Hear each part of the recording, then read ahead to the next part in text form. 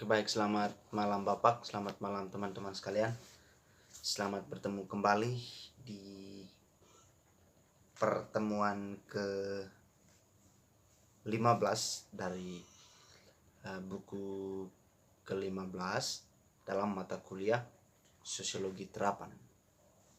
Dan ini rupanya sudah masuk kepada penghujung mata kuliah, di mana kami diminta untuk membuat video yang berjumlah 16 video, dan semuanya itu bersumber dari 16 referensi.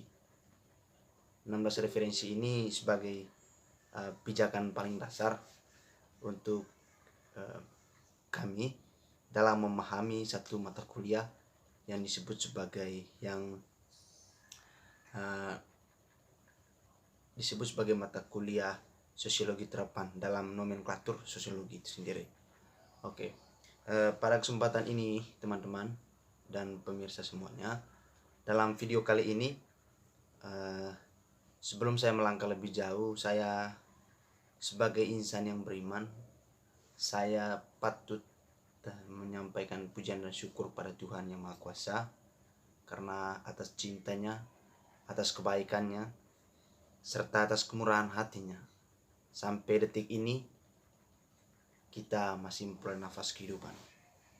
Itu semua karena kita mengakui bahwa Tuhan itu adalah causa prima atau sumber dari segala sumber, sehingga kita juga harus mengakui bahwa nafas kehidupan yang masih kita peroleh merupakan sumber dari berasal dari Tuhan itu sendiri. Oke. Pada kesempatan ini juga teman-teman sekalian, saya ingin menjelaskan kepada teman-teman bahwa video ini adalah video ke-15 video ke-15 dari mata kuliah kajian seminar dari mata kuliah Sosiologi Terapan untuk disajikan kepada teman-teman. Dan di dalam video ini nanti saya akan menyajikan berbagai macam penjelasan dan yang pastinya akan mewakili atau merepresentasi keseluruhan isi dalam buku yang berjudul tentang menuju masyarakat informasi inklusif, tentang masyarakat informasi, pada dasarnya berbicara tentang itu. Sebelum kita akan memahami tentang bagaimana konsep ini, kemudian bagaimana penjabaran dari konsep ini sehingga bisa menjadi satu kesatuan yang utuh dalam buku ini, saya seharusnya ingin menyampaikan sebuah apresiasi terhadap apa yang memang layak dan pantas untuk kita apresiasi. Dan menurut saya bahwa yang pantas dan yang layak untuk diapresiasi terutama dalam konteks ini adalah sebuah metode yang dibangun.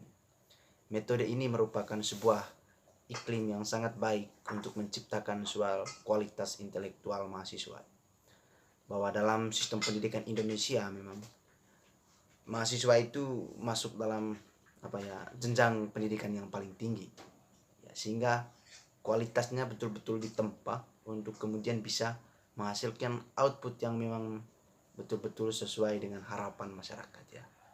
Dan ini menarik kalau kita relevansikan dengan satu jurnal dulu, ada saya lupa tapi di sana tentang bau keringat mahasiswa ya.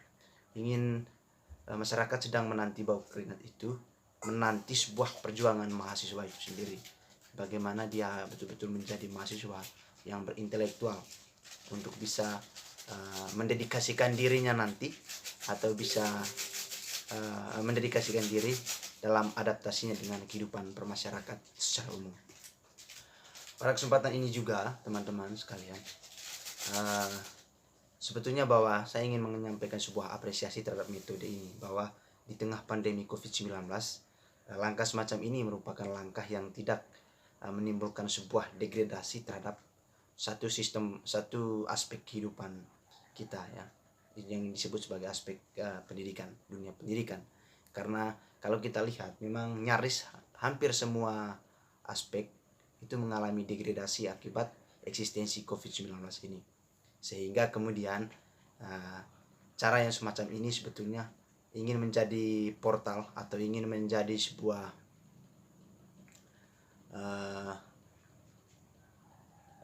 menjadi sebuah penghadang untuk tidak menimbulkan sebuah problem di dalam dunia pendidikan akibat eksistensi COVID-19. Dan berdasarkan pengalaman yang telah kami lalui selama ini, memang metode semacam ini justru baik ya, dengan tujuan untuk meningkatkan kualitas mahasiswa. Maka langkah semacam ini mesti dimanfaatkan dengan melakukan suatu proses pengintegrasian metode dengan perkembangan teknologi yang ada saat ini, sehingga sangat sinkron dengan konteks saat ini, yang itu di tengah proses perubahan zaman yang begitu luar biasa. Teman-teman sekalian, pada kesempatan ini, dalam buku ini saya mencoba untuk masuk kepada apa yang menjadi substansi pembicaraan kita, yang berjudul tentang menuju masyarakat informasi inklusif. Ini sebetulnya berbicara tentang masyarakat informasi ya. Yang di sini dijelaskan pada slide pertama bahwa pemanfaatan ekonomi yang ada di internet, seperti harga yang rendah dan lebih besar pilihan. Ketika budaya massa bermigrasi ke dunia maya, banyak yang akan berlipat ganda dirugikan, dan begitu pun sebaliknya. Tetapi tidak hanya secara ekonomi, tapi juga secara sosial, secara umum.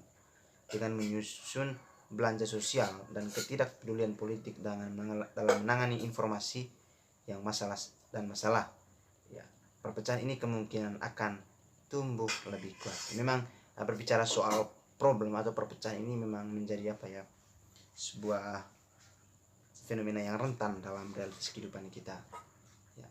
Kemudian kalau kita bicara, itu semua kan bisa terjadi terutama dalam konteks kekinian, yang dimana ada peralihan interaksi ya, dari dunia nyata kepada dunia maya ya. Memang di sana itu sangat rentan terjadi sebuah kemungkinan, sebuah probabilitas akan timbulnya perpecahan, karena dengan berbagai macam narasi-narasi yang memanfaatkan teknologi, sehingga sekarang kita biasa sebut sebagai cybercrime, itu kan sebuah pelanggaran berteknologi itu sendiri.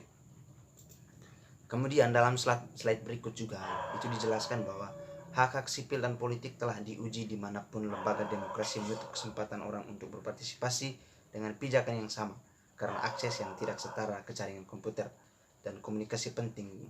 Dalam pemilihan utama Partai Demokrat di Arizona pada tahun 2000, pemilihan terdaftar dengan akses internet jarak jauh diberi 4 hari ekstra untuk menjalankan warna mereka menjelang hari pertama saat pemungutan suara akan dibuka.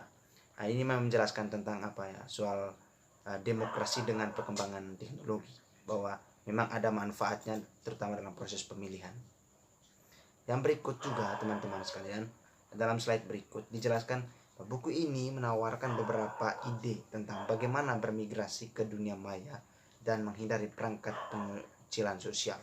Saya mengedepankan visi bangsa digital, masyarakat di mana teknologi tidak semakin merusak tatanan sosial, di mana setiap orang dapat memanfaatkan layanan yang lebih cepat, lebih murah dan lebih baik.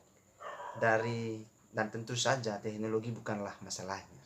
Bagaimana itu disalahgunakan untuk pemberdayaan aktual, liberate atau adalah fungsi dari tindakan manusia. Ya, memang mau menekankan bahwa memang eksistensi sebuah perkembangan terutama teknologi ini memang sakral adanya, suci adanya, hanya karena manusia itu bagaimana dia menerjemahkan keberadaan dari perkembangan itu dengan realitas kehidupannya sendiri, sesuai dengan alasan dan tujuannya. Kemudian dalam slide yang terakhir di sini dijelaskan bahwa tujuan dari bangsa dalam dunia digital tidak hanya untuk melakukan sesuatu dengan lebih cepat. Itu untuk melakukan yang berbeda, merevolusi cara kita, misalnya dalam mendidik orang, memberikan perawatan kesehatan, dan terlibat dalam pekerjaan produktif. Menerapkan visi bangsa digital akan menyelamatkan negara miliaran dolar selama bertahun-tahun yang akan mendatangkan, dan akan sangat membantu meningkatkan kualitas hidup seiring teknologi memperluas pilihan dan peluang. Ini sangat menarik teman-teman, kalau misalnya teman-teman membaca lebih detail ini, ini sebetulnya sangat kontekstual ya, dimana kemudian digital itu ketika kita lihat bukan hanya sebagai sebuah ruang yang sangat cepat, tetapi justru terlibat di dalam seluruh aspek kehidupan kita yang akan membuat sebuah revolusi yang cukup mendasar bagi realitas kehidupan kita. Saya rasa itu saja yang ingin saya jelaskan teman-teman. Pada kesempatan ini saya menyampaikan selamat malam dan terima kasih banyak.